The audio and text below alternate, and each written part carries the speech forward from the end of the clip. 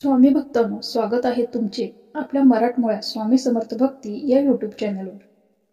थोरा मोठ्यांचे विचार नेहमीच प्रत्येकासाठी प्रेरणादायी असतात आणि त्यामुळे जीवनाला योग्य दिशा मिळते।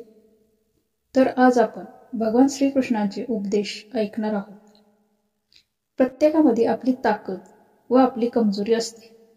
मासे कधी जंगलात पळू शकत नाहीत आणि सिंह कधी पाण्यात राजा बनू शकत नाही।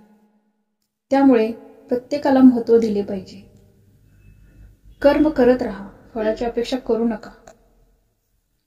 क्रोधामुळे माणसाची बुद्धी भ्रष्ट होते आणि भ्रष्ट बुद्धीमुळे तो स्वतःचेच नुकसान करून बसतो। जर तुम्ही तुमचे लक्ष्य मिळवण्यामध्ये पराजित झाला तर तुम्ही तुमची रणनीती बदला, लक्ष्य नाही। अज्ञानी लोक स्वतःच्या लाभासाठी कार्य करत असतात, पण बुद्धिमान लोक विश्व कल्याणासाठी कार्य करत असतात। वाईट कर्म करायला लागत नाही, ते होऊन जातात, आणि चांगले कर्म होत नाहीत तर ते करायलाच लागतात। माणूस चुकीचे कार्य करतेवेळी उजव्या डाव्या पुढे पाठी चारही बाजूला बघतो, पण वर बघायला मात्र विसरून जातो।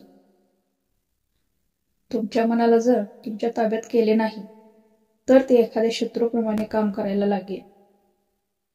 कर्माचे फळ व्यक्तीला अशा प्रकारे शोधून काढतं, जसे की वासरू कळपात असलेल्या गायीमधून आपल्या आईला। मनुष्य आपल्या विचाराने तयार झालेला असतो, जसा तो विचार करतो तसा तो बनतो। हा व्हिडिओ आवडला असल्यास इतरांना शेअर करा आणि चॅनलला सबस्क्राईब करा। धन्यवाद। श्री स्वामी समर्थ।